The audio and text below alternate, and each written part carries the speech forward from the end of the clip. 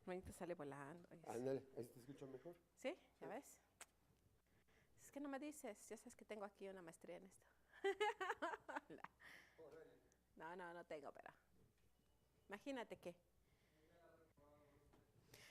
Ay, ¿cómo eres, Francisco? Qué chismoso eres. ¿Qué tienes que estar diciendo? Híjole. Ya ni la muelas, ¿eh? ¿Cómo eres?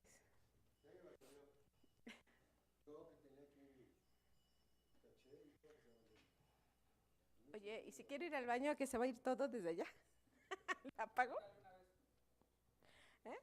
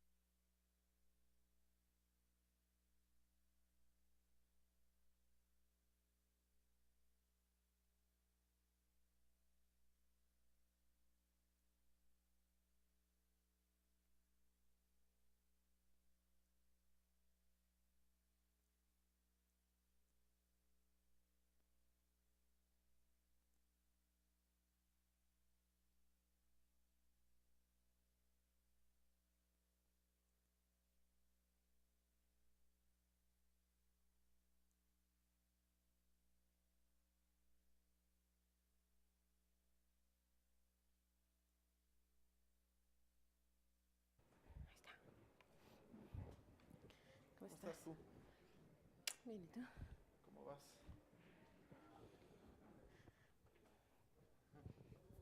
¿Sabes de tu marido? ¿Cómo le ha ido? Mi marido está bien. ¿Sí? Sí, ahorita estaba. Que es bien chido. ¿Sabes que Rubén tiene una suerte, ¿eh? Que hasta su hijo le dice, papá, de veras que qué suerte tienes. ¿Por qué? Porque llegó de shift, ¿no? Ajá. Y entonces el día que llega, empieza a haber un montón de líos con el detector. Ajá. Y entonces le toca resolverlo a la que estaba, le dice, del puesto de Slim, o algo así, Slimo, que era un hindú. Y a él le tocaba al día siguiente hacer esa posición. Entonces pues él estaba así de oreja, ¿no? A ver cómo se solucionaba. Y la pobre chava, que era así toda inexperta, no sé qué, sudando la gota gorda, todo el mundo la regañaba, no sé qué, ¿no? Y él así como que a ver cómo se hace. Al día siguiente le toca Rubén en el Slimo, no pasa nada.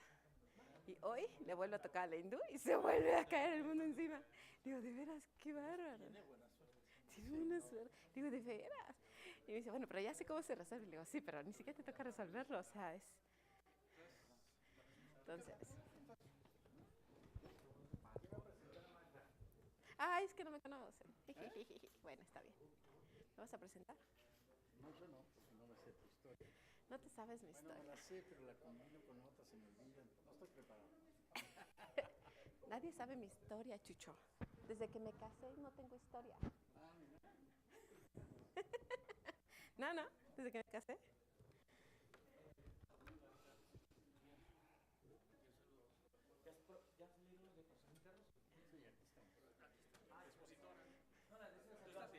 No, pero yo me salí antes. Sí. No, pero ahí ya son los 18. Sí, yo me salí antes. Bueno, ¿y qué pasó con tu buen patín? No, no, pero no puede traer porque escalera, ¿no? No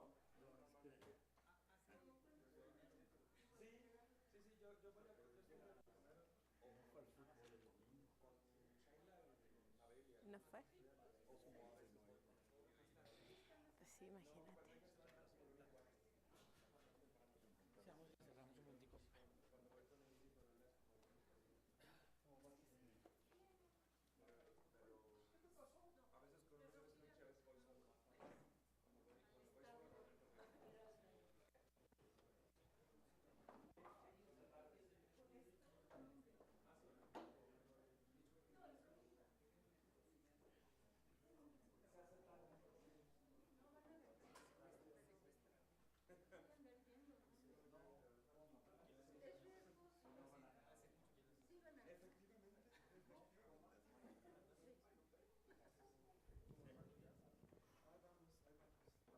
¿Pasaron la campana? Creo que sí. La presentación es sencilla, ¿no? Que hace teatro. Ah, no sé, yo con Todo el esto mundo o la te conoce. odio Todo el mundo la conoce. o no sé. No, todo el mundo decía, no, ya todo el mundo lo conoce. Ya lo conoce la gente. Cuando no lo conoce la gente. ¿Avanzaste? No. Eso es esto. Redactar no es fácil, ¿no? Y lo tengo que leer para sacar la información. Eso. Pero tengo 1000 ventanas abiertas. O sea, Yo también ahorita tengo 20,000.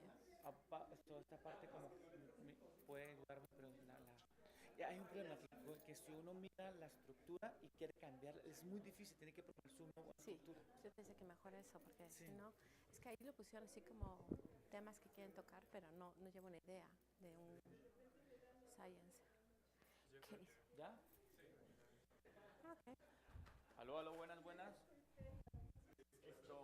Aló.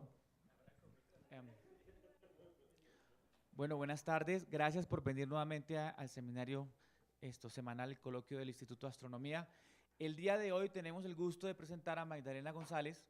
Ella es uno de los 4 PIs de HAWC.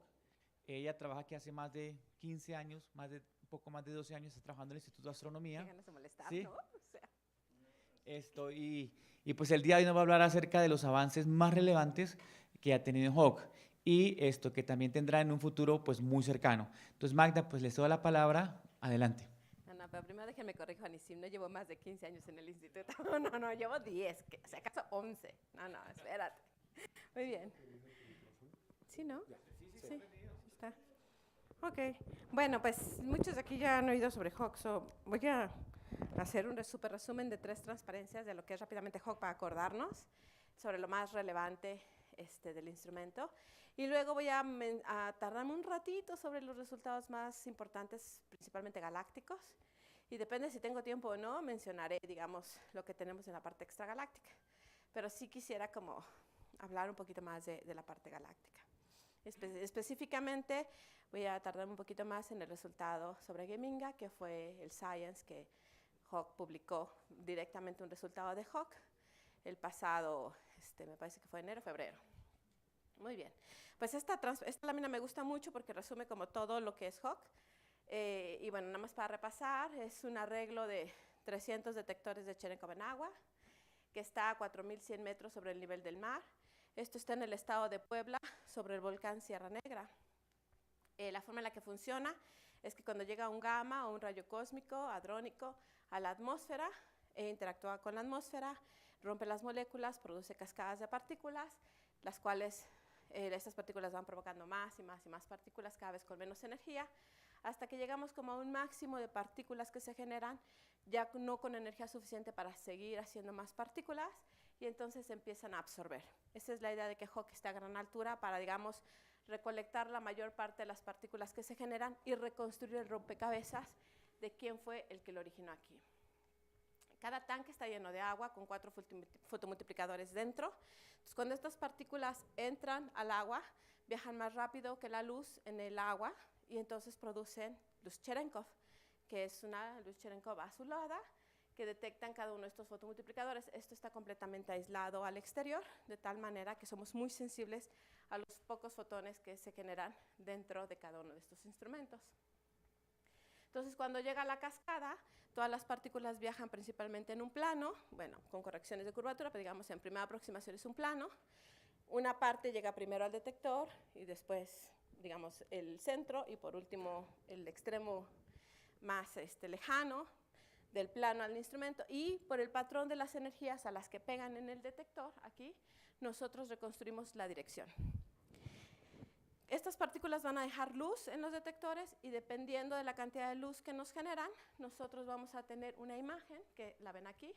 Cada uno de estos puntitos rojos, digamos que es la carga y la luz que dejan en cada uno de los fotomultiplicadores, y de acuerdo a esa morfología, a esa imagen que tenemos, cuánta luz dejaron en qué lugares, nosotros podemos discriminar si fue un gamma lo que llegó acá o si son rayos hadrónicos.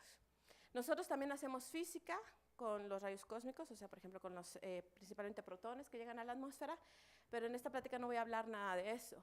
Solamente voy a hablar de nuestros resultados, que es como el objetivo principal de Hawk, sobre los gamas y cómo estos gamas que vamos observando nos dan un mapa del cielo. Entonces, como principales resultados, vemos todo el cielo que está por arriba de Hawk.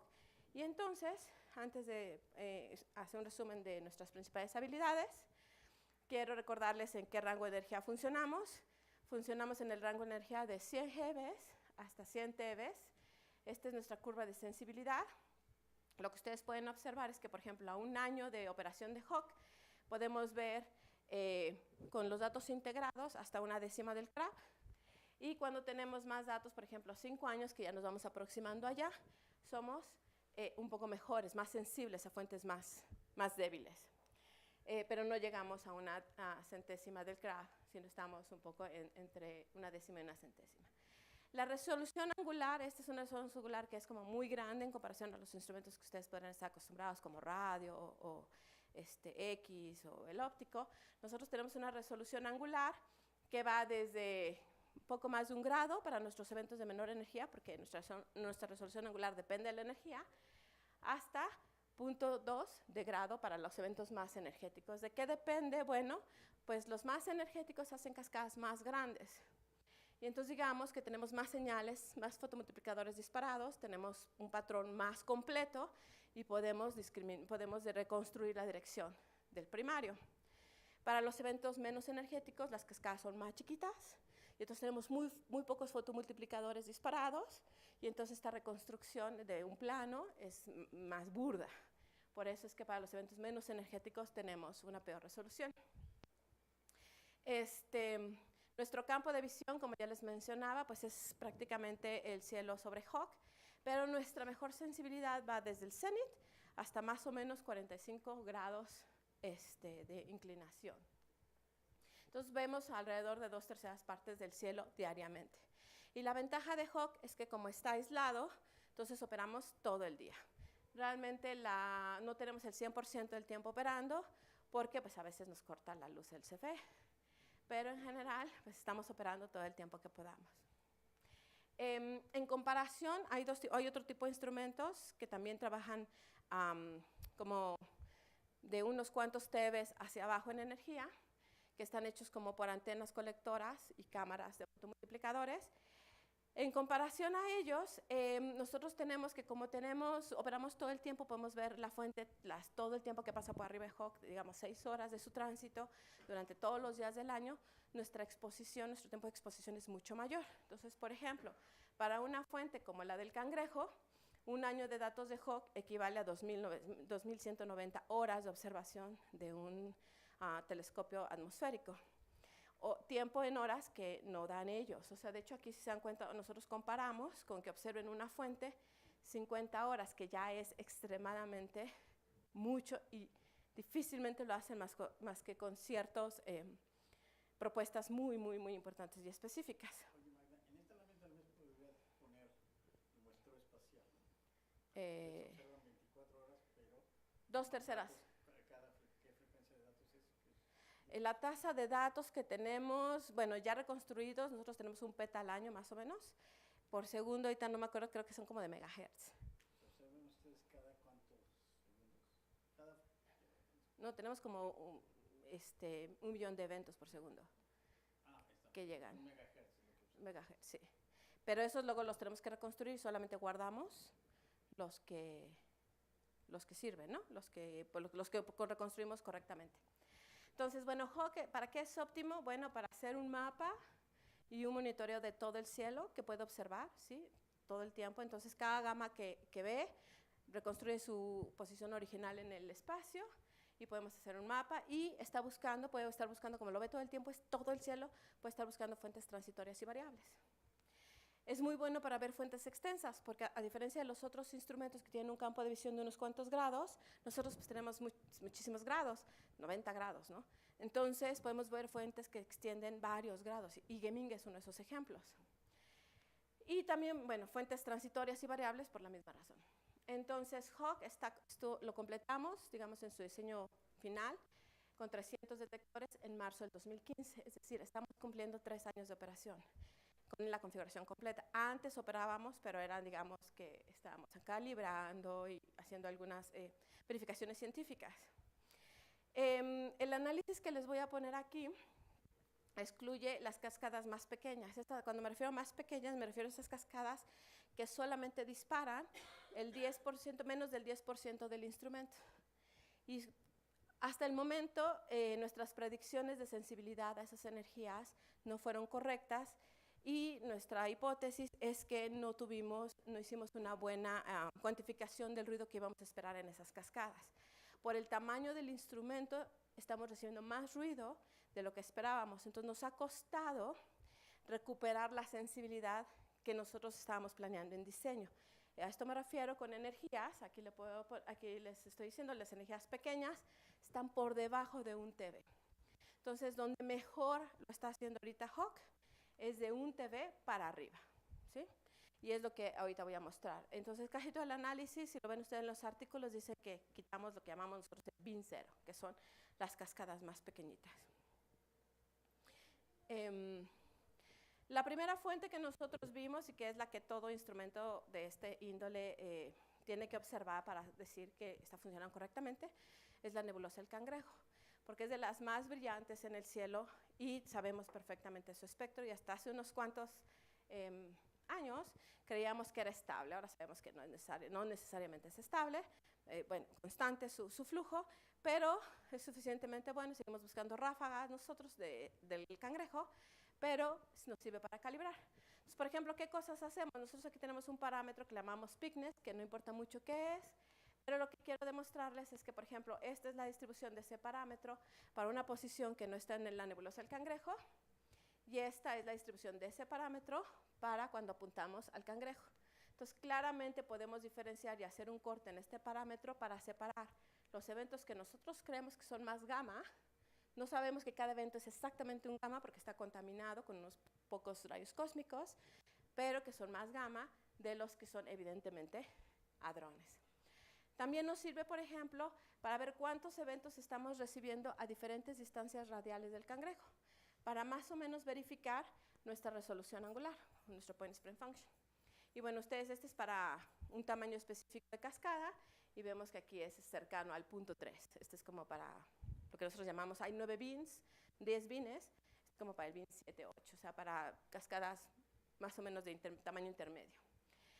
Aquí ustedes pueden ver lo que nosotros les digo de los bines, que cada bin es un tamaño diferente de cascada, va de los más pequeños a los más grandes, y pueden ustedes ver lo que les decía, cómo nuestra resolución angular depende del tamaño de la cascada, y va desde poco más de 1 grado hasta 0.2 de grado para las cascadas más grandes. Y aquí nada más es un ejemplo de cómo vemos nosotros ese patrón temporal de la llegada de la cascada en el instrumento. El azul quiere decir que llegó, digamos, nuestro tiempo cero, y a partir de esto fue disparando diferentes multiplicadores hasta los últimos, que son los rojos. Entonces, ustedes podrían aquí claramente ver que esta cascada llegó en esta dirección, ¿sí? Y así es como nosotros lo reconstruimos. Ustedes pueden ver en este caso, que es una cascada muy grande y muy fuerte, el patrón, digamos, para reconstruir visualmente la dirección. Y por último, pues nosotros como logramos los puntos son las observaciones de otro instrumento que se llama HESS, del espectro de la remanente, y la parte clara es nuestro error de nuestro ajuste para nuestra obtención del espectro del CRAF. Nuestra determinación de la energía no es tan obvia en Hawk, entonces no podemos decir exactamente que un fotón tiene tal energía, porque cada uno de estos bins está formado de un gran rango de energía de cascadas, ¿no? El tamaño no es exactamente 1 a 1 con la energía, pero nos da un indicativo más o menos bien. Entonces, ¿Por qué el espectro está con intensidad más baja? ¿aquí? No, con los errores está relativamente. En promedio está bajo. En promedio está bajo el de GES. Los puntos son los de GES y nosotros somos los azules. Entonces, ok, sí. Sí. ¿Es la diferencia en flujo? ¿Por qué nosotros estamos? Son de las cosas que estábamos tratando de entender con el CRAF. Estamos, como digo, una de las cosas que nosotros no hacemos muy bien es determinar la energía. Mientras que estos instrumentos tienen errores de energía, por ejemplo, de 10%, y ellos sí pueden decir, este evento fue un gamma, nosotros tenemos errores de energía hasta del 200% para los eventos menos energéticos. Entonces, estamos justo tratando de ver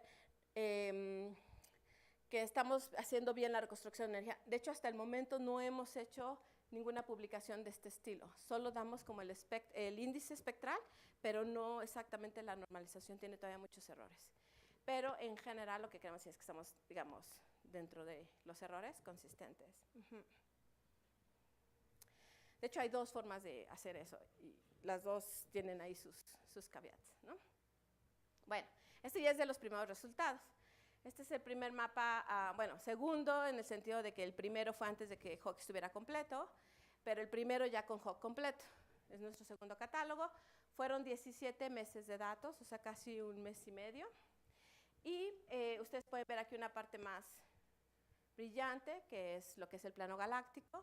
Y luego tenemos 3 puntos que sobresalen. Uno es la nebulosa del Cangrejo, los otros dos son los ajenes, los blazares Markarian 501 y el Markarian 421.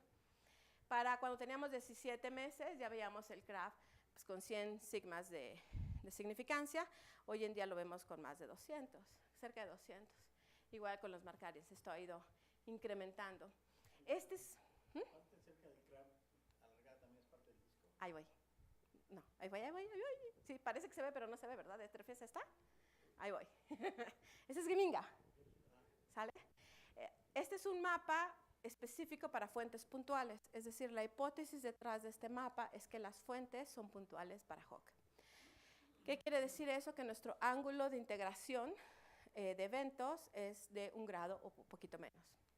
Entonces, pues así es como vemos esta zona. Más adelante voy a darles un mapa para fuentes extendidas, pero denme chance. Entonces, ahorita lo que yo quiero presentarles es un zoom primero del plano galáctico para mostrarles un poco los resultados. Ya luego miré un poco más con Geminga y ahí vamos. Entonces, en este mapa nosotros reportamos 39 fuentes, de las cuales un cuarto de ellas no habían sido reportados antes por ningún otro instrumento de rayos gamma. Entonces, tenemos alrededor de 10 fuentes nuevas. Aquí en esta grafiquita, que a mí me gusta mucho, es muy interesante, tenemos el flujo de la fuente como función del índice espectral. Tenemos, por ejemplo, el tamaño del circulito, se refiere al tamaño radial en grados de estas fuentes. Entonces, los gorditos pues, son fuentes que miden al menos 2 grados y los puntitos son fuentes pues, puntuales para nosotros, ¿sí? Las negras son fuentes que ya conocíamos y las rojas son las nuevas fuentes que reportó Hawk. Entonces, como ustedes pueden ver, pues sí hay una serie de fuentes puntuales que nosotros reportamos, pero también hay una fracción de las fuentes que nosotros estamos viendo que son extensas, ¿sí? Y es una de las, como quedamos, de las fortalezas de Hawk, que puede ver fuentes extensas aquí. Y estamos, bueno, más o menos en el límite de los flujos que podemos ver. Ok, este es un zoom al plano galáctico en algunas regiones. Yo lo que quiero mostrarles es por arriba, pueden ver las fuentes que ya fueron reportadas. Por abajo, las que reportó Hawk, con un nombre de Hawk, que muchas veces tiene su contraparte en una observación de otro instrumento. Hay zonas, por ejemplo, donde ustedes pueden ver que es difícil incluso decir si es una fuente, dos fuentes o cuántas fuentes están metidas ahí, por ejemplo, en esta zona. O en esta zona, que hay 1, 2, 3. Hay varias fuentes ahí y esa parte significante para Hawke es difícil decir, bueno, es tal fuente, ¿no? ¿Hay una diferencia entre el de arriba y el de abajo? Diferentes zonas del plano galáctico. No ven el plano y no ven el centro por declinación. Nosotros no vemos el centro galáctico. Es todo lo que ven. Esto es todo lo que vemos del plano galáctico, sí. Entonces vamos de 4 a 44 y de 44 a 84, ¿no? En más o menos 4. Pero si se dan cuenta, en esta zona, por ejemplo, hay mucho como difuso, ¿no? Que no es tan significante, pero que parece que está envolviendo todas esas fuentes, ¿no? Entonces, uno de los retos de Hawke es justamente de convolucionar o identificar todas las variables que están aquí, ¿no? Y poder decir, bueno, esta variable pertenece a una fuente tipo pulsar o una fuente tipo X, ¿no? Entonces, es parte de la tarea de aquí. Una de las fuentes que les voy a contar más adelantito es esta de aquí, que pareciera que en este mapa no es significante, y como esa, pues hay muchas. Pero es una fuente bien simpática, que ahorita les voy a enseñar el resultado, pero pues quería como que la vieran dentro del contexto así grandote de Hawke, ¿no? Entonces, esta es, la de arriba no es más que la que puse aquí arriba, nada más que la estoy repitiendo para ver en qué zona estamos. Y esta región de aquí,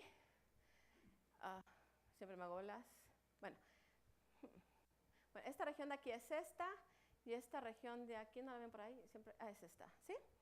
Entonces, aquí lo que le quiero mostrar es, por ejemplo, Hawke reportó esta como una fuente nueva, ¿sí? Entonces, lo primero que los instrumentos que ya estaban trabajando durante años antes que nosotros dijeron es, no es cierto, esa fuente no está ahí. Y la fueron y la buscaban con sus análisis estándar, y pues no la veían. Pero cuando nosotros la reportamos, entonces ellos hicieron un análisis específico para ver fuentes ligeramente más extendidas y verificaron y confirmaron, aquí está, por ejemplo, este es por Veritas, que esa fuente sí existe. Entonces, parte de las cosas que ha estado haciendo otros instrumentos es dando seguimiento a nuestras fuentes nuevas y verificando, confirmando su existencia y, entre otras cosas, entendiendo las razones por las que ellos no las habían visto dentro de sus surveys, ¿no? En este caso, por ejemplo, tenemos 3 fuentes, ¿no? Que logramos identificar, 2 conocidas, una que parece ser asociada a un pulsar, que está pues como a 6.2 kiloparsecs, y esta parece que está relacionada a esta remanente supernova. Y esta otra que parece que está asociada a este pulsar, al PSR, y que está un poquitito más, igual casi a la misma distancia que esta, ¿no? Sin embargo, esta otra fuente no había sido reportada antes, a pesar que estaba como cerquita de estos 2 pulsares, y es una de las nuevas que reporta Hawke, ¿no? Y así como estas, digamos que hay varias, y muchas de las fuentes nuevas, digamos, que Hawke ha estado reportando, que no se habían reportado antes, parece que están asociadas, ya sea a remanentes de supernova o a pulsar wind nebulas. Entonces, hacia allá vamos. Entonces, Hawke lo que hizo después es hacer un mapa de fuentes extensas. Entonces, en vez de hacer integración en un ángulo de 1 grado, hizo integración en ángulos de 2 grados. Y hace un mapa, y cuando eso sucede, logra ver más claramente lo que realmente hizo. Si regresamos aquí a la gráfica esta con el comentario de Jesús, pues es ahora poner todos estos pequeños puntitos rojos que se ven ahí, digamos, en un solo bin, en varios bines, ¿no? Pero bueno, menos que los que están aquí, menos divididos, y lo que hace es lograr ver aquí a Geminga y a otro pulsar, que está asociado a un remanente supernova que se llama MONOGEM, que es, nosotros le llamamos simplemente MONOGEM, y Geminga. Para que ustedes tengan una comparación de la extensión, así es como se ve la luna para nosotros en escala en el óptico. Y si nosotros pudiéramos ver gamma, estaría de este tamaño. Entonces estamos hasta 3 veces más grande que como nosotros vemos la luna desde la Tierra, ¿sí? En gamma. Entonces son realmente fuentes que si pudiéramos verlas en gamma son muy extensas, ¿sí? Entonces, no, estas no son remanentes, de hecho son pulsar wind nebulas. Ajá, allá voy. Entonces están asociados a 2 pulsar wind nebulas, ¿sí? De hecho, la remanente está mucho más grande, está saliéndose aquí. Muy tenue para MONOGEM, para Geminga no está. Y estas son las características de ambos pulsar wind nebulas. o pulsares. Y lo que ustedes pueden ver es que tienen características muy parecidas, incluso la distancia a la que están de la Tierra. El tamaño para nosotros angular es de casi 6 grados y casi 5 grados. Y estas, insisto, son observaciones por arriba de 1 TeV, específicamente mejores como alrededor de 7 TeV. ¿La PCF ahí qué tamaño tendría? Ese lo estamos dando por eventos y para estos gamas es de menos de 0.3 de grado. Uh-huh. Como 4 veces la luna más o menos. El tamaño de estas sí, o sea, estas miden varios grados. El PSF es de menos de 1 grado, es de 0.3 de grado más o menos. Sí, para estas energías. Sí. Sí. Más o menos, ¿sí? Entonces, realmente las vemos como fuentes extendidas. Entonces, Geminga no había sido reportada antes por Milagro. La diferencia es lo que te les voy a presentar, que fue lo que aportó Hawk. Milagro había visto que había ahí una emisión extendida. No fue nueva la observación. MONOGEM sí fue visto por primera vez en TeVs. Y bueno, pues fue así, porque eran 2 fuentes con especial interés para nosotros, o en general. Y era porque, bueno, tenemos 2 instrumentos satelitales, Pamela y AMS, que había hecho un conteo de cuánto era la fracción de positrones en comparación a la suma de positrones y electrones que nos llegaban a la Tierra. Y entonces lo que observo es que después de unos cuantos GeVs, este número de positrones esperados o fracción esperada aumentaba con la energía. Esta es la energía del positrón. La línea aquí es lo que se espera simplemente por interacciones de protones, digamos rayos cósmicos, con material, otro material en la galaxia, que se producen como partículas secundarias, electrones y positrones, y algunos pues, de los pulsares, digamos, que están como otras nebulosas que están en la galaxia, ¿sí? Como contribución menor. Entonces, esto era lo que predecía el modelo, y pues claramente hay un exceso. Entonces decían, bueno, pues para que haya este exceso, realmente pues debe de haber algo que lo esté produciendo como muy cerquita, porque pues los electrones y los positrones son partículas que se dispersan muy rápidamente, ¿no?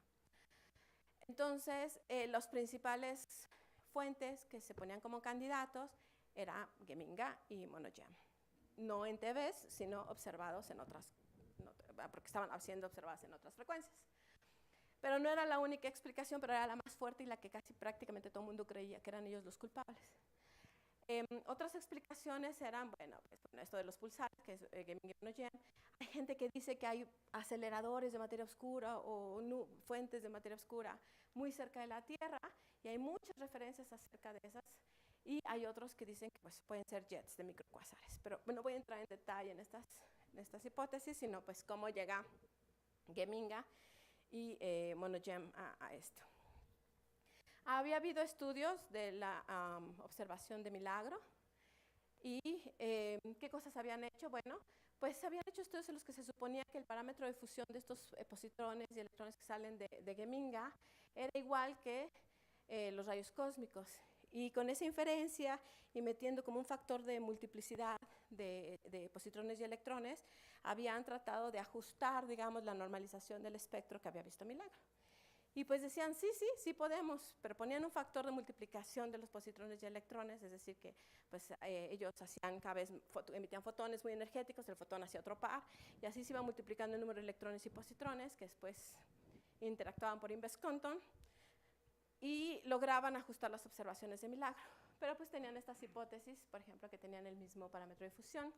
De hecho, hay trabajos incluso que pueden, como del 2000 y tantos, que dicen no hay difusión en estos, fue cerca de estas fuentes, e incluso tratan de ver qué es lo que se debería de ver sin difusión.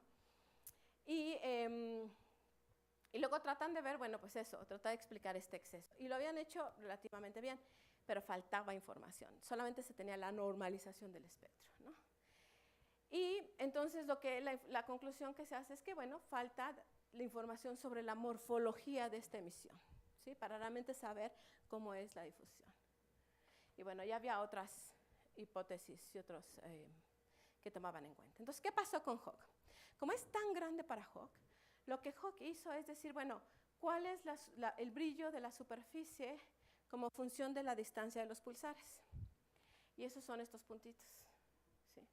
Y lo que luego trató de hacer es ajustar diferentes modelos a esto, llegando a la conclusión que el mejor modelo que se ajusta es un modelo de difusión.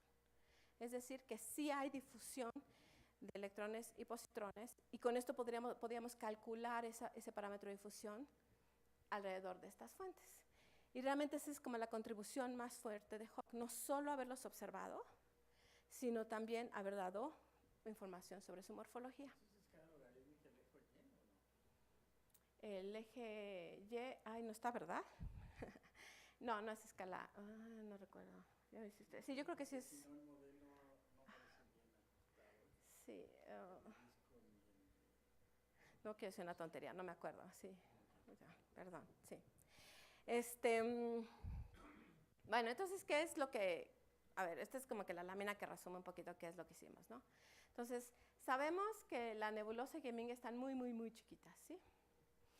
Y entonces, si nosotros estuviéramos viendo esa parte, nuestro ángulo de rayos gamma que vemos de la fuente en gamma sería mucho más pequeño. Entonces, sabemos que el tamaño angular de esa zona es de 5 grados. Entonces, con eso podemos más o menos calcular la región que estamos observando nosotros con Hawke. Muy bien. Entonces, ¿qué es lo que estamos infiriendo? Tenemos este pulsar que está rotando rápidamente y que están arrancando el campo eléctrico, electrones y positrones de la superficie del pulsar, ¿sí? Y que van hacia fuera, hacia lejos del pulsar.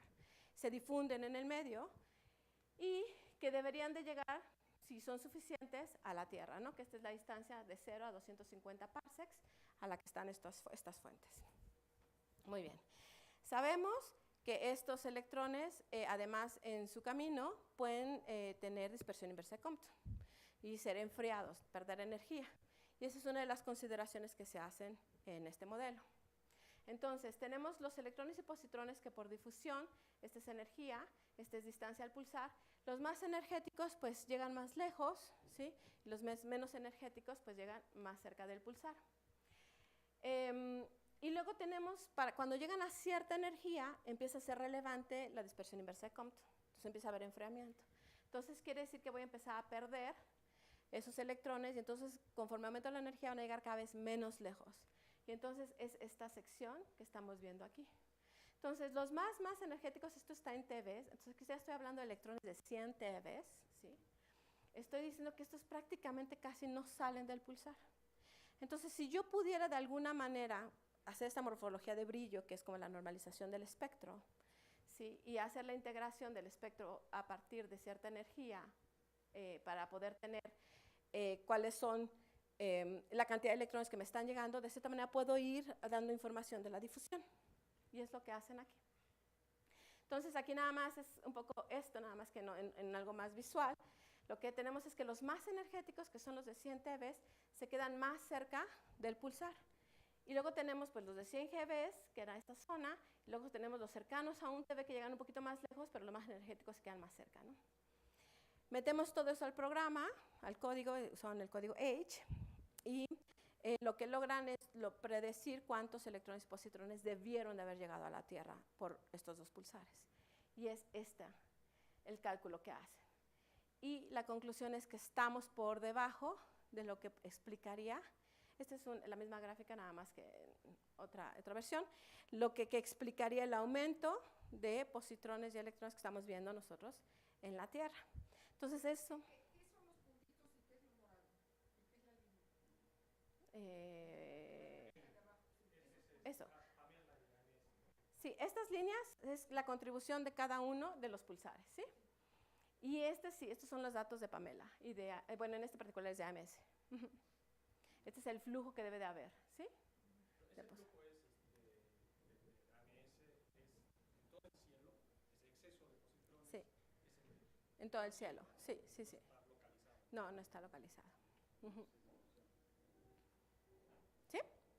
Entonces estamos por debajo. Entonces el resultado más importante, y fue por lo que fue el Science, no fue solo por la observación de Geminga, porque se ya le había hecho milagro, sino porque la observación de su morfología nos permitió hacer derivaciones del parámetro de difusión y con eso saber cuál sería el flujo de positrones que llegarían a la Tierra y llegar a la conclusión que no eran suficientes para escribir lo que observaba AMS y Pamela. Hay varios teóricos que han estado como estudiando esto y hay hipótesis que pueden ir cambiando. Por ejemplo, el parámetro de difusión que nosotros obtenemos es muy pequeño. Entonces, por ejemplo, hay teóricos que lo que dicen es, bueno, lo que pasa es que la difusión cerca del pulsar es diferente a lejos del pulsar. Entonces, ponen 2 parámetros de difusión, de tal forma que al principio es muy, llegan muy cercanos, es muy chiquito el parámetro de difusión y después es más grandote para que puedan explicar este aumento. Son de los papers que están saliendo como en estos meses, pero bueno, digamos que todavía hay controversia si es verdad nuestra conclusión de que no explicarían ese aumento de positrones. Pero Hawke sigue tomando datos. Hasta los datos de abril del año pasado. Sí, son como con, sí, del segundo catálogo, que son 500 y tantos días. Ajá. Estos ya son más días, este ya es casi el doble, ¿no? Son 911 días. Nosotros seguimos tomando datos, ¿no? Entonces sigue habiendo datos. Y entonces aquí salió, esta fue una fuente que nosotros, cuando se hizo la conferencia de prensa de Geminga, nosotros también la anunciamos, porque pues no queríamos que nadie nos lo cantara. Y fue una fuente que es bien simpática. Y es muy simpática porque está justo al ladito del CRAB. El CRAB es la fuente más observada, yo creo, en TVs del planeta. Todos los días, todos los instrumentos la voltean a ver para asegurar su calibración. Entonces, la pregunta siempre era, bueno, ¿por qué no la vieron? O sea, si está solo a 0.1 de grado del CRAB, ¿no? Y entonces la respuesta es, bueno, lo que pasa es que el campo de visión de estos otros instrumentos es muy chiquitito. Y entonces, gracias a que nosotros tenemos este gran campo de visión, pues no se salía de nuestro campo de visión y la podíamos detectar. Con 500 datos teníamos ya una idea que estaba por ahí, pero con 500 días, pero con 900 días ya tuvimos la certeza que estaba ahí, ya que ustedes pueden ver que ya, pues, tiene una significancia pues, de más de 10 sigmas. ¿Quién es esta fuente? Bueno, es otro, bueno, aquí está nuestro ATEL, donde lo anunciamos y dijimos que era nueva, y dijimos, bueno, vamos a decir que eso ya la descubrimos para que tenga el nombre de Hawke, y luego vamos a estudiarla, ¿no? Entonces nos sale el artículo sobre esta fuente, y se está trabajando en eso. Este es el zoom sobre esa región, y donde ya les platico, pues es otra pulsar Wind Nebula. ¿Perdón? Pulsar Wind Nebula, otro pulsar con su nebulosa. Solo que, a diferencia de Geminga, está más lejos. Entonces, el otro estaba como a 250 parsecs, este está a 253, este está a 1.56 kiloparsecs. Y sí, también tiene un espectro duro. Entonces, ahora estamos haciendo el estudio de morfología, es más complicado porque la fuente es más pequeñita, pero estamos viendo qué podemos aprender de esta fuente. Y entonces, pues todo el mundo se empezó a preguntar, bueno, pero parece que todas las fuentes de Hawke sí están asociadas a pulsar Wind Nebulas o a supernova remanents, que no había visto nadie antes, que parece que son un poco más extendidas. Y entonces la pregunta es, bueno, ¿estamos viendo algo nuevo? ¿Realmente esto nos está diciendo que hay una nueva población? ¿Esto nos está indicando qué cosas vamos a ver? Y bueno, después de que salió el segundo catálogo, estos autores dijeron, pues sí, nosotros lo que creemos es que Hawke es un detector de pulsares invisibles, de los que el jet no está apuntando hacia la Tierra, que no necesariamente podemos ver en radio ni en X, pero que por su emisión en TVs los podemos ver. Y lo que ellos hacen es que revisan una lista de los pulsares que están en ATNF, en Australia Telescope National Facility, y dice, bueno, ¿cuáles de estos ha visto Hawke? Y llega a la conclusión que ha visto de más de una mitad de ellos. ¿Sí? Y sorprendentemente, justo el último de la lista es el que aparece al lado del CRAB.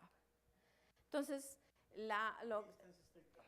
No está asociado, no está cerca del CRAB. ¿A qué distancia está el CRAB? ¿De nosotros? El cangrejo, sí, el cangrejo. Ni si te acuerdas el número, no me recuerdo el número. O sea, no está a la misma, no está cerca. No está, no como Geminga, no. Entonces, pues bueno, aquí lo que dice es que está justo este es uno de los que estaban predichos, ¿no? Perdón, para que lo viera Hawke, y eso, bueno, pues ha sido sorprendente.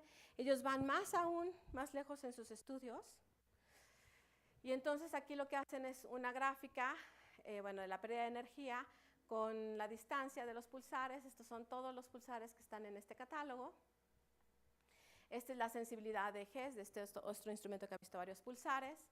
Y esta es la sensibilidad de Hawk para 10 años y la sensibilidad de Hawk en el segundo catálogo, como función de la distancia a las fuentes. Entonces, yo aquí lo que quiero que noten es que los pulsares que vio Hess son los que están en azulito.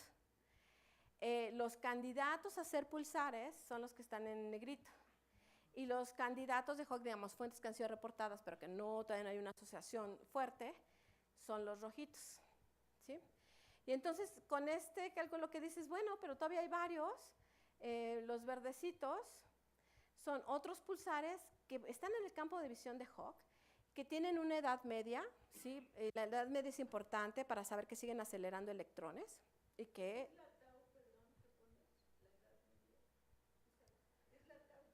Sí, es la edad, exacto. La edad del pulsar, ¿no? Con edad media me refiero a que no son ni viejos ni jóvenes, ¿no? No son tan jóvenes como para tener la remanente, ¿sí? Pero no tan viejos como para ya no estar acelerando, ya no estar radiando electrones y positrones. Entonces, por eso lo necesitamos como de edad media. Y ellos llegan a la conclusión que Hawk debería de ver otros 37 pulsares más en 10 años de operación. Y más aún, llega a la conclusión que vamos a poder ver otros, digamos, fuentes extensas, que nosotros llamamos halos en TVs, 100 de ellos de pulsares que no se han reportado antes. Una nueva población de pulsares que no se han reportado porque no se observan ni en radio ni en X, porque no está el jet mirándonos hacia nosotros, no vemos la pulsación, pero que esta emisión, este halo en TVs por los electrones que se difunden y que interactúan por inverse Compton nos están produciendo. Entonces, al parecer, este es el principio de ver una nueva población y puedes llegar a tener nuevas sorpresas, ¿no? Pero Hawk sigue tomando datos. Entonces, hasta aquí llegamos con los pulsares. Y una de las cosas bien interesantes que nosotros tenemos es que tenemos convenios con otros instrumentos. Entonces, le decimos, oye, pues ve a ver esta fuente. Y les damos un mapa o les damos un hint de por dónde debería de ver, y ellos nos dicen si ven o no ven, ¿sí? Sin darles muchos detalles de espectro o de intensidad, para que no haya sesgo en sus observaciones. Y cuando les mandamos nuestro mapa de cielo, hubo alguien, me parece que de la colaboración de Veritas, que nos apuntó de que aquí había este exceso, muy extrañamente en coincidencia con unos lóbulos de un sistema. Oye, unos lóbulos, ajá. Y entonces, con los lóbulos de este sistema binario SS433. Y dijimos, ¿será o no será? Y entonces nos fuimos más en detalle a ver quién era ese sistema. Es un sistema binario que tiene un hoyo negro en el centro, se está comiendo una estrella posiblemente tipo A. Ustedes van a saber más qué es una estrella tipo A, ¿sí?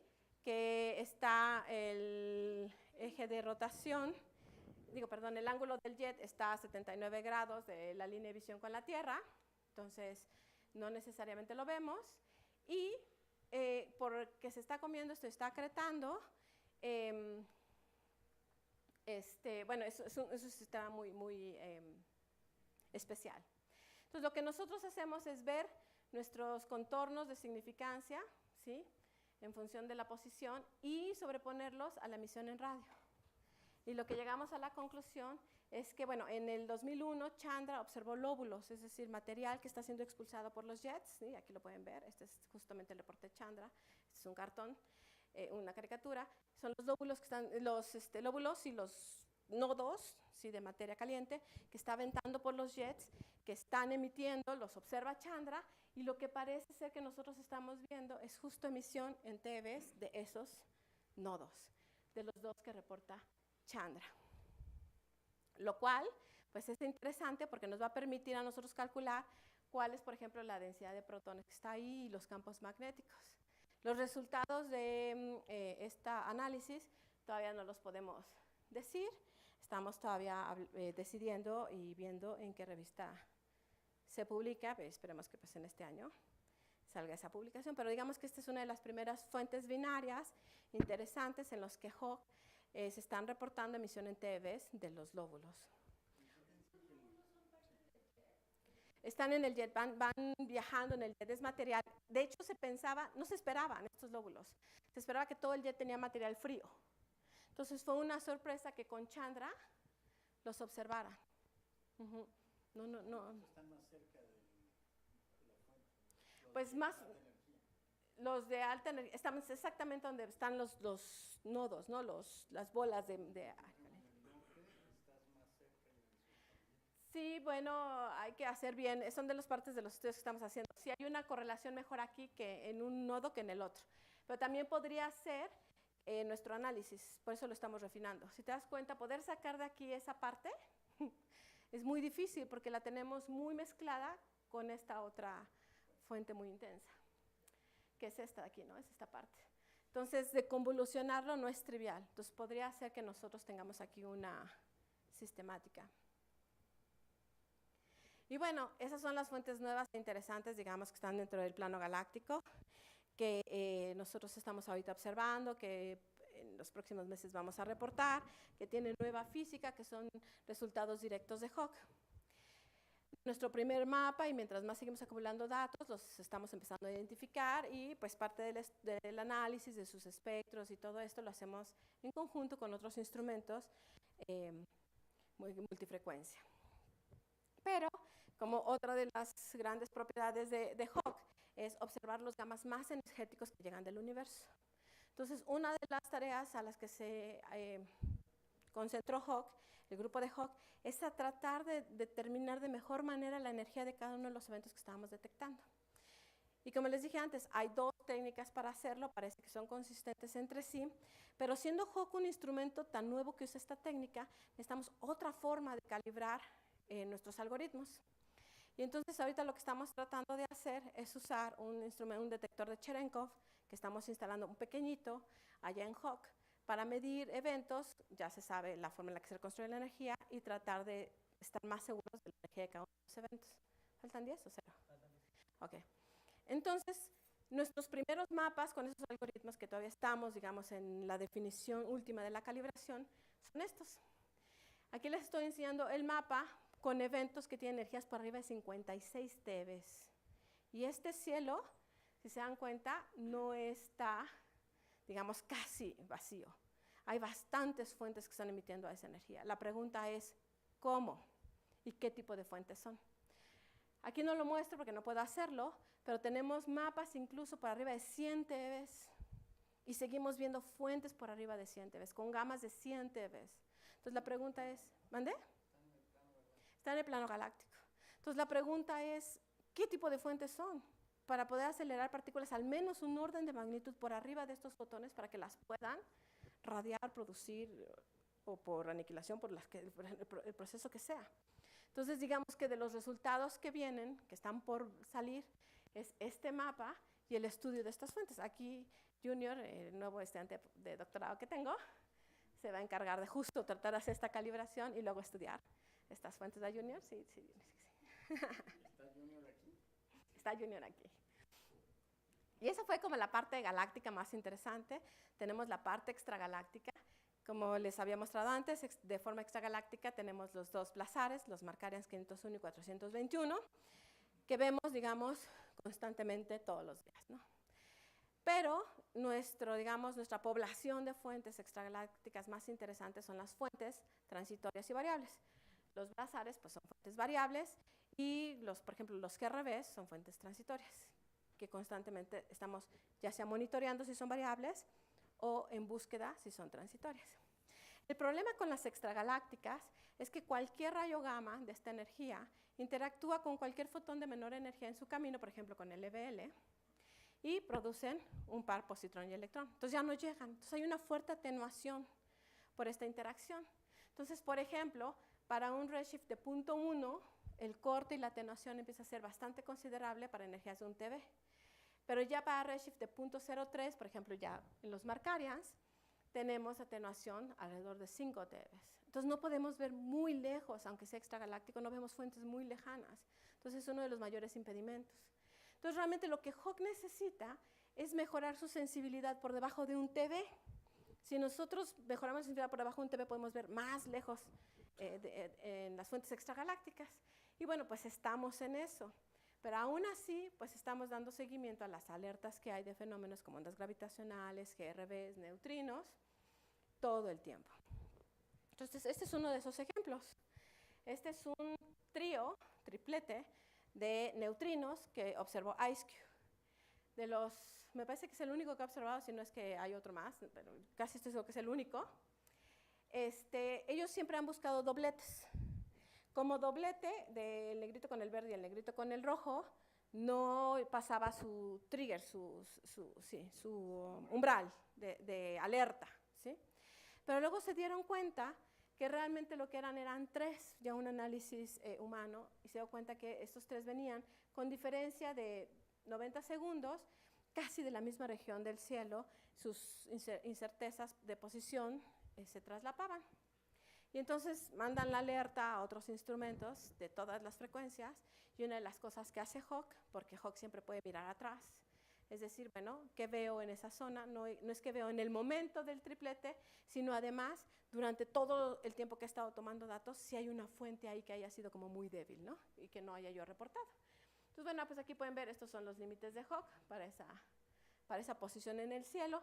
Estos son los límites en 14 días, pero tenemos límites, por ejemplo, de integración de casi el año y medio de esta fuente. Nosotros no observamos nada ahí, lo cual pues está raro.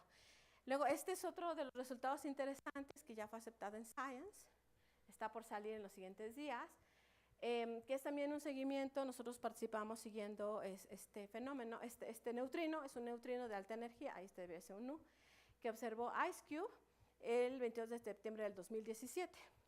Entonces vuelve a mandar su alerta y resulta que hubo gente que reportó cosas muy interesantes.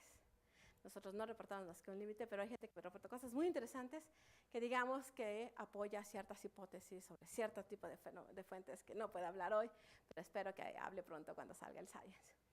Pero ya fue aceptado y es parte de nuestro seguimiento de estas. Y bueno, y también así como esos hemos seguido 41 otros neutrinos, no mirando ninguna contraparte en TeVes.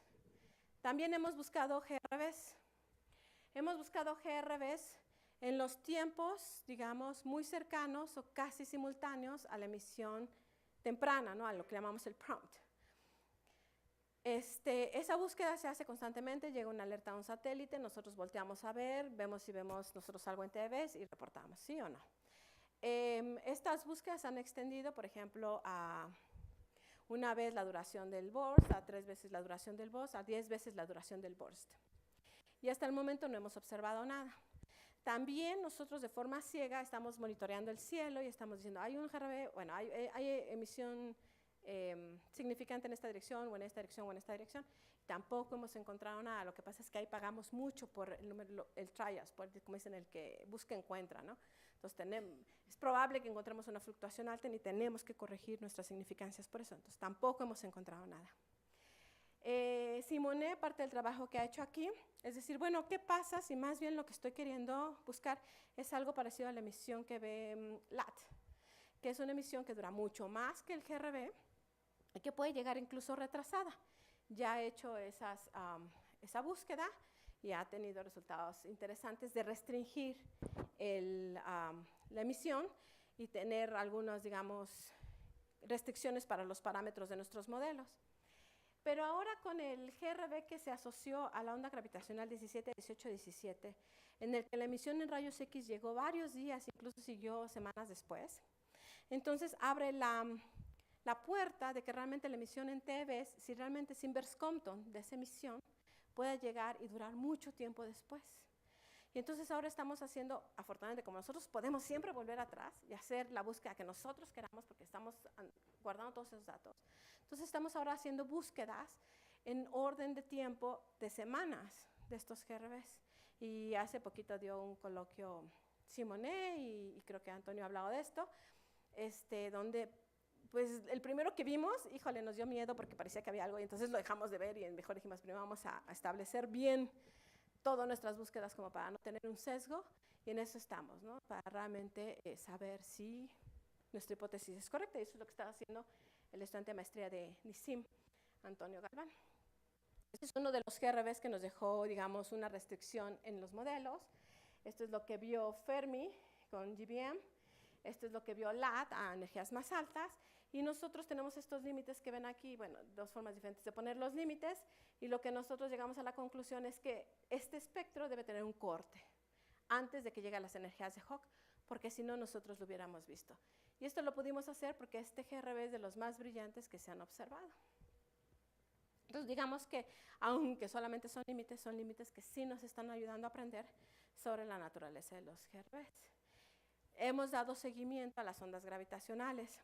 Más o menos ha habido como 12 alertas dentro del campo de visión de Hawke, 12 alertas de Virgo y solamente un cuarto de esas dentro del campo de visión de Hawke, que les hemos dado seguimiento. Pero como ustedes saben, pues la región primero era muy grande, cuando solo estaba LIGO, cuando empezó Virgo ya la región de búsqueda es mucho menor, pero incluso así para este GRB estaba en el hemisferio sur, que es uno de los interesantes, digamos, para nosotros, porque hubo un GRB asociado a él, y hasta 9 horas después apareció nuestro campo de visión, que es este pequeño, aquí todo lo que está debajo en el morado es que no está en nuestro campo de visión, y si está en lo blanco es que sí está en nuestro campo de visión. Entonces, mientras más sale esta curva, que es el tránsito de la fuente o de la posición, pues más tiempo lo podemos ver, y como se dan cuenta aquí casi no lo pudimos ver, solo vimos 6% de la región reportada por LIGO, entonces pues es muy poquitito. Y lo vimos muy abajo en nuestro campo de visión, pero bueno, aún así digamos que se puso un límite. Pero lo más interesante de como dije, es eso, que la emisión en X llegó de 9 a más de cientos de días y sigue, creo que apenas empieza a atenuar, ya pues Diego habló la semana pasada de este evento, ya no me detengo tanto, y nosotros estamos buscando la contraparte de inverse Compton de esta emisión en X, y pues en esto buscamos. Entonces podría ser que la conclusión sea que todos estos 25 años que nos hemos dedicado a buscar GRBs en TVs, los hemos buscado, digamos, muy pronto, muy próximos a cuando aparece la emisión prompt, y que tal vez debimos haber buscado por semanas o por días. Lo complicado de eso es que siempre es la incerteza de si puedes asociar una emisión tan tardía, sin otra evidencia de que hay algo ahí, a un GRB que es muy transitorio, ¿no? Que solamente dura unos cuantos segundos. Pero bueno, es parte del análisis que se está haciendo. Y ya no voy a hablar un poquito de eso, nomás quiero mostrarles cómo nosotros monitoreamos los blazares que vemos, Maclaurin 421, Maclaurin 501. Cada uno de estas rayitas aquí es el flujo que observamos cada día de estos blazares, y pues cómo nosotros podemos ver flares de estos eventos.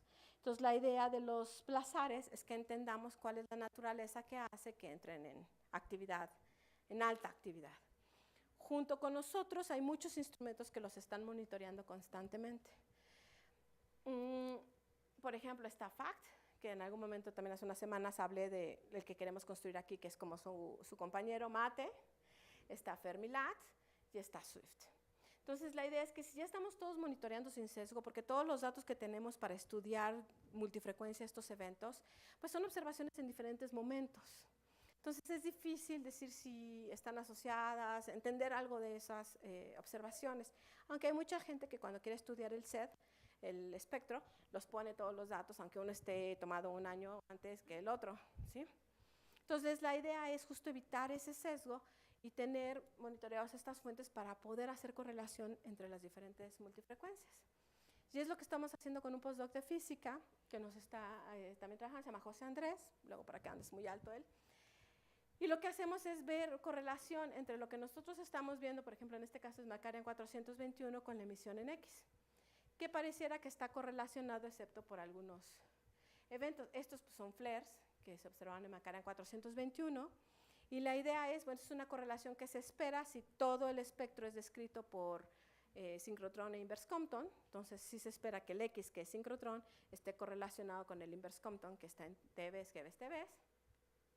Digamos que esta es la correlación que podríamos esperar, pero a la hora que entran en flare parece que algunas de estas ráfagas se salen de la correlación. Entonces esas son de las partes interesantes, de tratar de entender si es otro proceso, si es otra población de electrones, o qué es lo que podría explicar que pues ya no estemos dentro de la correlación.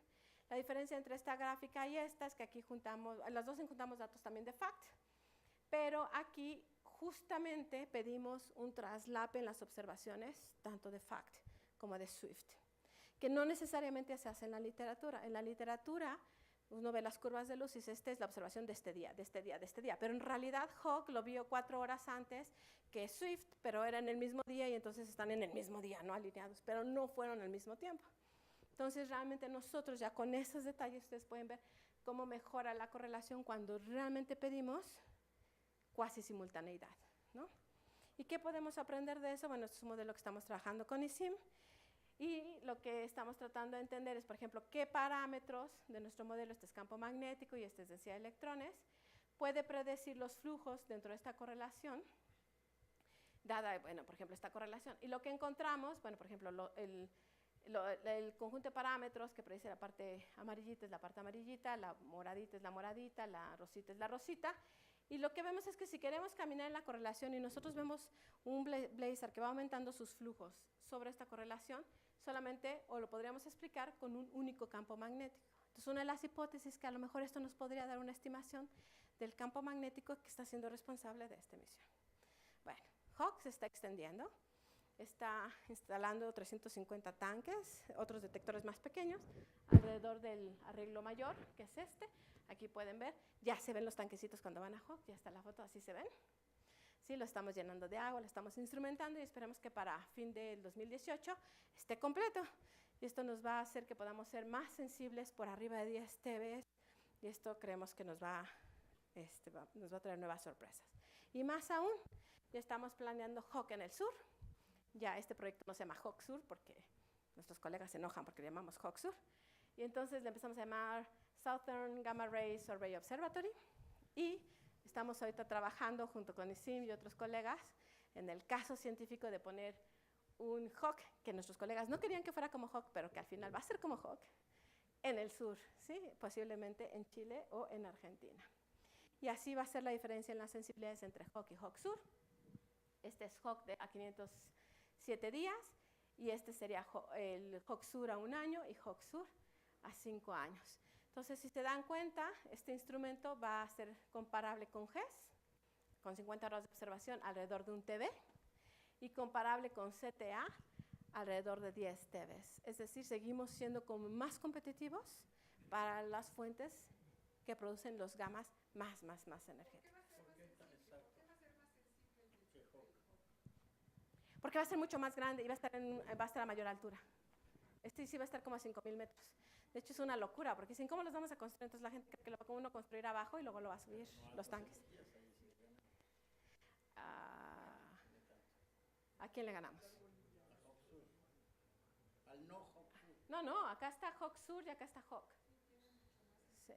Estoy comparando su año con nuestros 2 años. Bueno, sí, sigo. Y entonces, bueno, pues nada, así resumiendo rápidamente, ¿no? Pues los resultados de Hawke, ya les digo que son como pan salido del horno, porque son calientitos y sabrositos. Está bien padre y yo creo que en estos meses vamos a tener más publicaciones de resultados bien interesantes, de fuentes nuevas que no se habían visto, etcétera, etcétera. Hubo un montón de cosas de las que no les hablé porque Nisim ya me está presionando, no es cierto, porque no las preparé porque hay poquito tiempo. Pero, por ejemplo, tenemos búsqueda de materia oscura, resultados sobre rayos cósmicos, bueno, muchas otras cosas, pero bueno, ya se acabó el tiempo. Y pues estén atentos a lo que viene y esto es lo que pues al menos sabemos que Hawke los siguientes resultados y mejoras que va a tener, espectros y fuentes por arriba de 100 TB, mejora en la localización y en la discriminación de las diferentes fuentes en esta parte galáctica, ¿no? que no logramos resolver, mejorar nuestra sensibilidad por debajo de 1 TB, entonces a lo mejor podemos llegar a ver fuentes transitorias y extragalácticas, más fuentes, y pues resultados multifrecuencia con no todos los otros instrumentos. Y pues bueno, ya, gracias. Bueno, agradezcámosle a Magdalena por la plática. Si alguien tiene preguntas, comentarios. Yo tengo una cortita. Si puedes mostrar la gráfica anterior, dices que eres más competitiva, pero uno integra 5 años y el otro 50 horas. Sí, pero nosotros vemos todo el cielo, ellos ven unas cuantas fuentes. Ah, ok, vale, de acuerdo. Sí. Okay. Nosotros, imagínate, por acá, sí. Si nosotros tenemos en comparación a ellos, como les dije, 2,000 y tantas horas de observación, ¿no? Ellos 50 horas son una fuente. A lo mejor deberías, para cubrir todo el cielo, multiplicar cuántos apuntados haría falta de estos 2 instrumentos. No, en ese caso sí que si quieres resaltar el hecho de... Sí, Nosotros estábamos haciéndolo ayer, estábamos haciendo el cálculo y creo que con CTA íbamos a ver, ¿te acuerdas el porcentaje del cielo? Con 27% con CTA y con HOCSUR íbamos a ver del orden con el 60%. En los mismos tiempos, en el mismo tiempo de observación. ¿Podrías poner la figura del exceso de positrones de AMC con lo que ustedes encontraron para Geminga, por favor? De los puntitos verdes. Sí, sí. Sí, Es que se está multiplicado por E cuadrada. esa, ¿no? Sí. Ahí un poco, bueno, mi preocupación es que tanto se equivocaron los teóricos que decían que los pulsares podían producir esa señal, ese exceso, y además en toda la distribución espectral que va desde punto Bueno, 0. aquí no hay nada teórico, ¿no? No, digo, ellos decían que la señal, el exceso de AMS y de Pamela podía ser por esta cuestión de los pulsares, sí. ¿No? Usted está mostrando aquí, ¿esto es para Geminga nada más o para los dos? Para los dos. Para los dos, está mostrando número 1, que está 2 órdenes de magnitud abajo ese exceso, y número 2, que es nada más en un cachito del espectro, ¿no? O sea, que es muy picudo. Exacto. No daría para explicar a energías menores, esto ¿no? es alrededor de un TV, ¿no? O sea, Sí. Entonces, tanto se equivocaron, algo no me encuadra. Bueno, este cálculo está basado, o sea, el cálculo realmente teórico es ¿sí? El cálculo teórico es esta parte, ¿no? Lo que ellos hacen simplemente por pulsares y por secundarios de protón-protón, ¿no? En la galaxia. Este es el exceso que, de cualquier manera, no lo podían explicar. Cuando se reportan Geminga por milagro, tratan de explicar este exceso. Pero en ese cálculo hay muchas hipótesis. Por ejemplo, este factor de multiplicidad que lo vuelven como del orden de 10 a la 4, ¿no? O sea, que por cada electrón que tú tienes se producen 10 a la 4 electrones y positrones después. ¿Cómo explicas eso? Todavía es algo que a nosotros no nos queda claro y que en este modelo que nosotros estamos viendo no se está incluyendo, ¿sí? Otras hipótesis, como dije, es cómo tú defines primero si hay difusión o no hay difusión y cómo es la difusión, si es como la que tú mides, por ejemplo, con rayos cósmicos o si es diferente. Claro. Entonces, hay muchos parámetros ahí, digamos. Entonces, todavía hay mucho que hacer, ¿no? O sea, antes de excluir por completo es lo que un poquito creo entender, ¿no? Sí, la discusión está brava en los congresos. Ahora, eso sí, ustedes muestran que el intervalo espectral es muy angosto para este mecanismo. Sí, son 2 órdenes de magnitud, ¿no? O un orden de magnitud, ¿no? Más o menos. Que, bueno, si te das cuenta, estos son 1, 2, 3, 4, 3 órdenes de magnitud en energía. Acá estamos teniendo más, ¿no? Perdón, acá. Ahí, sí. O sea, aquí tenemos 2, 4, 5, entonces realmente estos son 2 órdenes de magnitud de esta emisión. Sí. Entonces, aquí se ve más flaca, pero no está tan flaca, claro. ¿No? El flujo se podría aumentar con más fuentes, posiblemente, ¿no? Sí, pero tendrán que estar igualmente cercanas. Claro. Entonces, la respuesta a la pregunta es, ¿vamos a ver más tan cercanas? Estaría interesante. En una conferencia que dieron en Puebla, hablaban de cúmulos globulares detectados en gamma. ¿Ustedes no han estudiado ni detectado ningún cúmulo globular? Nosotros no hemos detectado ningún cúmulo globular. Okay. Y sí hay gente que está buscándolos, pero no hemos todavía. Sí, a mí me sorprendió mucho eso. Y seguramente, lo que pasa es que hay que tener cuidado, porque por ejemplo, GES, Veritas y Magic siempre dicen detección en TVs, pero realmente es punto y tantos TVs, ¿no? Porque realmente ellos son mejores por debajo de un TV. Realmente nosotros somos los que estamos en TVs, ¿no? Somos de un TV para arriba. Entonces, sí estamos hablando, digamos, más estrictamente de 2 regímenes de energía en los que estos detectores son más sensibles, ¿no? Ellos, con muchas horas de observación, sí pueden llegar a 10 TVs, pero muchas horas de observación. Oye, y con el HOCSUR van a estudiar el centro de la galaxia, obviamente, Sí, ¿no? claro. Sí, es el target importante. Claro. Okay. Sí, claro. Oye, 2 rapiditas. La primera relacionada con esto. Cuando ustedes dicen que ven al pasado, depende un poquito porque ustedes nada más guardan los datos que están por arriba de la detectabilidad. Entonces, ustedes no se permiten, digamos, guardar los datos por un periodo de tiempo un poquito más largo, de tal manera que puedan tener, digamos, al pasado con toda la sensibilidad a algunos días. Y la segunda pregunta tiene que ver con… la parte que donde ves muchas fuentes más brillantes y además con una componente extendida que las liga, supongo que coincide en la dirección de, no está Bárbara, pero del brazo local y seguramente son cosas más cercanas, ¿no? ¿Te refieres a...? A la distribución a lo largo del disco, esas dos. En Sí, una vez, si no me equivoco, esta es la región esos del son cisne. 26 grados. ¿Ah? ¿Eso qué es? Según yo, esta es la región del cisne. ¿Sí, verdad? ¿Te acuerdas? ¿O estamos acá? No, es que no me acuerdo. Esta es la región del cisne, estoy casi segura. Es la más grande que está en el mapa. Sí. Pero coincide más o menos con el brazo local, supongo. Entonces, Digo, es más o algo muy menos. obvio de saber, pero yo no me sé dónde está. No estoy segura que podamos tener esa información, sí. A mí se me olvida. Sí, esta es la región del cisne, sí, esta es. No, ¿verdad? Esta es la región del cisne. Es sí. que raro, ¿no? Eso es interesante No, que no, no, tengas no, no, esas no está medidas. raro, porque toda esta región está llena de muchas nubes moleculares, de mucha materia.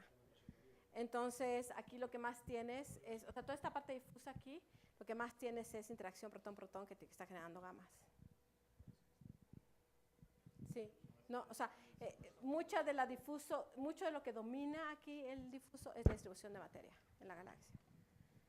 Eso lo probó Milagro antes. Hicieron la correlación de esto con la correlación de materia en la galaxia. Sí. Ujú.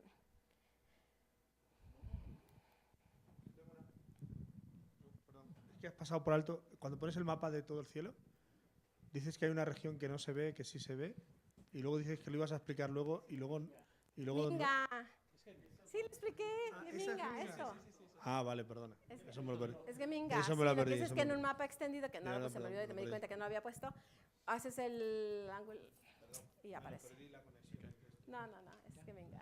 Yo creo que ya dejemos hasta aquí. Si quieren alguna pregunta o algún comentario, pues le pueden buscar ahorita en el after party, del cual son invitados. Entonces, le agradezcamos nuevamente a la expositora.